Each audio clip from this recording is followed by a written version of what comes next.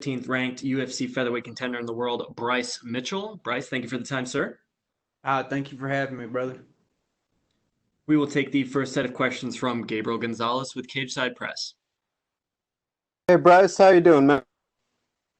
Good, man. I'm just chilling like a villain. Everyone wants to know, did the camo shorts live up to the hype? Are they what you've been wanting? Are they what you expected when you finally saw them? Hell yeah, man. You just wait till Saturday. I'm gonna have the coolest shorts in the UFC. There ain't no doubt about it. People are asking about the elephant in the room. The Reebok deal is about to expire. Have they told you that they've sent the email to Venom so that you still have camo shorts next year? No, but we're gonna work on that. That's gonna go down too. We're gonna make that happen. Let's talk about it a little bit.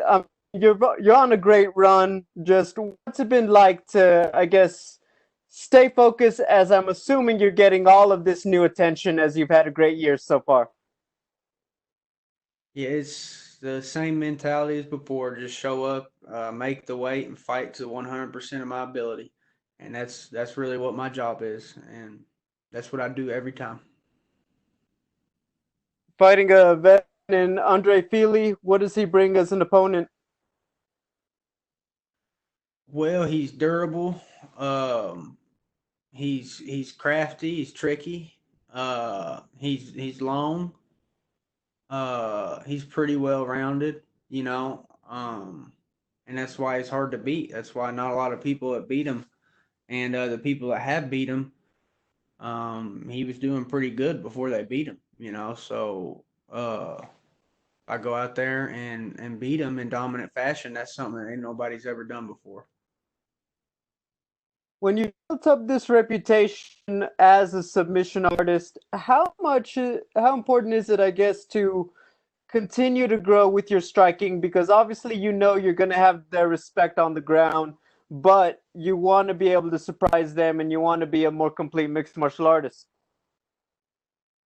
All right, everybody, or every fight starts on the feet. So, it's not like we're just starting inside mount and saying go. So clearly, I have some ability on my feet, and if I can get somebody down, I'll get them down. But if I can't, I'm gonna sit there and stand up with them. Hey, thanks. Good luck. Thank you, sir. We will take our next questions from Pablo Santamaria with Noti MMA Ecuador. Hi Bryce, how are you? I'm good. Thank you for having me. Okay, the first thing I want to ask you is Dana commented about your commercial on about the drive on time. So, do you think you get more fans because of that? Do you think you're getting more fans because of the Dana and doing all these commercials? I think that definitely people noticed that Dana White was commenting on the video that I made, that commercial, and it probably helped some more people notice me or bring my name to their attention. And yeah, I certainly think that it helped a little bit. And I was just trying to make a little commercial with some humor in it and help those people sell some cars. Okay, I get it. It was a very good commercial, to be honest, too. Oh, thank you. Uh, Thank you very much. okay, I'm in glad most somebody liked it. in most of your fights, do you attempt to get a twister? So we can expect a twister on this one. Well, I really just look to really cook the opponent, and I if they give me a twister, I'll take it. I'm not trying to force anything, but if they give me one, I'll take it for sure. Okay, and my last one is, what's your prediction for the fight, Bryce? I predict I win in dominant fashion.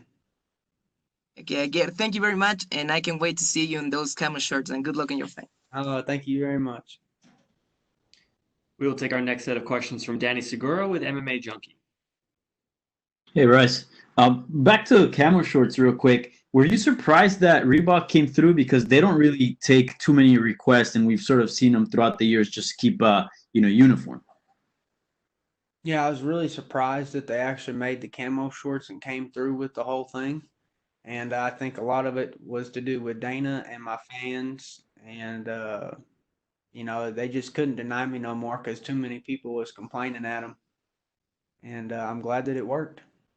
Yeah, it certainly did. And when you first started campaigning, was it a bit of a joke, or did you actually think that you could get it done? No, I was dead serious. I was wanting the camo shorts, and I was 100% gonna wear them. And I just figured that they wasn't gonna let me, so I was gonna have to wear them illegally. And then, I had this whole thing envisioned out in my head. I was gonna walk out to the fight, and then they was gonna check me at the ring, and I was just gonna go boom, take off my sweatpants, and there's gonna be camo shorts in there, and I was gonna run into the cage, and there's gonna be security guards trying to pull me out of the cage, and then I was gonna be fighting the security guards, them dudes in the red vest. And I figure if I got the first hit on one of them dudes, I could probably drop one of them, and then the other one would be putting up a good fight. And then I was hoping my cornerman would jump in because there'd probably be about 3 more red suit dudes coming in, and so it'd be kind of like a little brawl going on. And that's what I was expecting would happen. And I'm really glad that that didn't have to happen. I'm really glad that they gave me the camo shorts and I could do the whole thing legally because they probably would have sued me or definitely would have fired me. And I'm really glad that didn't happen. I'm really kind of surprised uh, that they got the camo shorts, but I'm happy about the whole thing. For sure, no doubt. And can you explain fans, I guess, why is camo so important to you, and if the significance behind it? Well, when I go into that cage, I sign a piece of paper saying, I could die. And so I want to do so representing where I'm from and the people that I love, everything that I love. And I can't think of a better way to do it than with a pair of shorts that says something about me. And that's what the camo shorts mean to me. They represent uh, the stuff that I love. For sure. And on the main event of this card, we're gonna have Anderson Silva's retirement bout. I'm just curious, as someone that is obviously young and a prospect in this game and coming up, how would you describe Anderson Silva using one word, and why? I would say masterful would be the first word that came to mind. I'm sure there's a lot of other words, but masterful would be the first word that I thought of, just because of the way that he could flow and make things that are not effortless look effortless. That takes mastery of a skill, and I mean, all of his wins look like they're easy. Like he wasn't even trying. But I mean, obviously he is, but he's just that good at it that he makes winning look easy. For sure. All right, man. Best of luck on Saturday. Thank you for the time. Thank you. We will take our next questions from Damon Martin with MMA Fighting. Bryce, first thing, is there any chance we could actually see the security guard fight anyways, just because that kind of sounds awesome? Man, we might get to see some of that if some crazy shit goes down, man. You never know. Like, I'm not going to rule it out. Like, if they try to tell me, like, oh, the fight got scrapped or something, maybe I just, like, run out there anyways and put on a free one for the fans. Who knows, But I don't know, man. I won't rule it out, but hopefully it don't come to that. That's the last resort. On a more serious note, since you come to the UFC, Bryce, you've had dominant wins. Obviously, we talk about the twister a lot, that submission, but the way you beat Charles Rosa in your last fight, dominating a guy who is well known for his Brazilian jiu-jitsu and coming from a good jiu-jitsu camp, do you feel like that was kind of like the statement performance you needed to make or you wanted to make, even though you didn't get to finish? It was just such a, just an incredible performance from start to finish the way you dominated him. Yeah, I was disappointed in myself because I wanted to get the finish, but looking back at it, there's a lot more things you can learn about yourself after watching 15 minutes of one of your fights than, a minute and 50 seconds. Because say if I would have subbed him in the first minute and a half, I wouldn't have, there's so many things from the last fight that I fixed that I got to watch about myself, and it made me a better fighter. And I think Saturday is going to prove that I'm a lot better than I was when I fought Charles Rosa. You mentioned it earlier, Bryce. Of course, everyone immediately, pegs you as a grappler and as a phenomenal submission guy. But Andre Fili is one of those guys, very scrappy. I think we've heard, Max Holloway complimented him as, one of the hardest opponents he had to face at featherweight. When you look at this kind of fight, do you feel like, it can be that dominant, ground or do you feel like this might be a bit more of a scrap? It could go either way, and I'm prepared either way that it goes. And I want to beat him better than anybody's ever beat him, and then that'll prove that I'm something special. And last one for me, Andre has always been that kind of guy on the fringe of the top 15. You know, he's fought, top 10 guys, beaten guys who probably deserve to be in the top 10. Do you feel like this is kind of like your gateway to the rankings? Yeah, I definitely think people are going to notice me after a win over Philly because he's such a tough, durable fighter. He's never been a pushover. He always shows up and brings it. And so, when I beat him, people are gonna say, wow, he did something special. Thanks, Bryce. Thank you.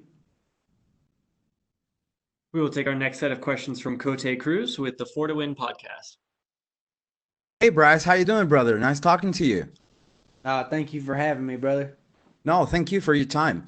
In your last fight, you displayed a master class in control on the ground. You plan to keep this fight on the same way, or are you looking for something extra or different to surprise the fans on this outing? You'll have to see, brother. You have to watch Saturday, and who knows what's gonna happen? I don't even know what's gonna happen, but I'm gonna go in there and give him hell. I can guarantee you that. One thing I know for sure, I want to see the fight with the vests too. That got me all hyped up.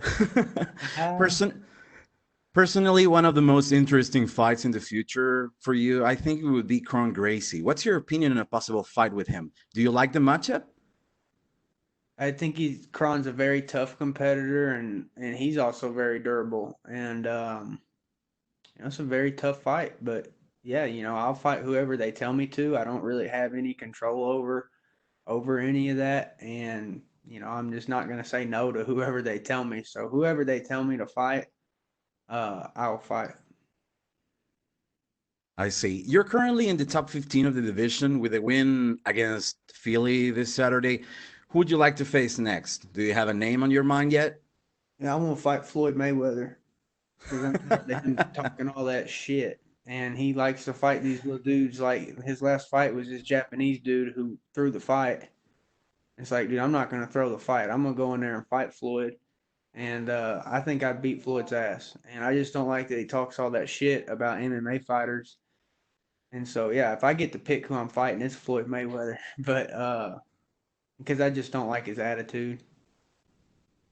You're becoming the best matchmaker today, man. I appreciate your time. Best of luck on your fight, and make sure to look good on those camo shirts, baby. Thanks. Thank you, my and best of brother. luck, brother. Thank you. Bye-bye. Bye-bye. Thank you. We will take our last set of questions from Sue McDonough with Sports Kita. Guys, hope you're doing well. Oh, I am. Thank you for having me. So, what's it like for you to finally get the Reebok camo shorts? It's a dream come true. I mean, it's a really big deal for me, and I'm really glad that it happened the way that it did, and I couldn't be any happier about it. Right. So, in the past, you said that you prefer fighting in the empty arenas. How has that experience been like so far, and how is it beneficial to you? I like fighting in the empty arenas because I can hear my coaches and I can hear his coaches, and I just like being able to hear what my coaches have to say a lot better versus not being able to hear them. So, you recently made that amazing car commercial, and it caught the attention of Dana White as well. What was your reaction to that? I thought it was really cool that I liked the car commercial, and I hope that other people liked it too. And that was the goal of it, is to try to just make something funny that people wanted to watch, even if they didn't want to buy a car. I just wanted people to watch it just because they thought it was funny, and I'm glad that a lot of people did think it was funny. No, it was a great commercial, sir. I tell you that. Thank you. So, for your if you win this fight, do you have a dream like a dream name, a ranked opponent you want to fight next? Yeah, I want to fight Except Floyd. Floyd Mayweather, maybe. Except Floyd Mayweather, maybe. Oh, besides Floyd, nah, I have no preference. I just want to fight Floyd because he's real sassy and he's got a bad little attitude, and he just needs an attitude adjustment. and I think I'm the guy to do that.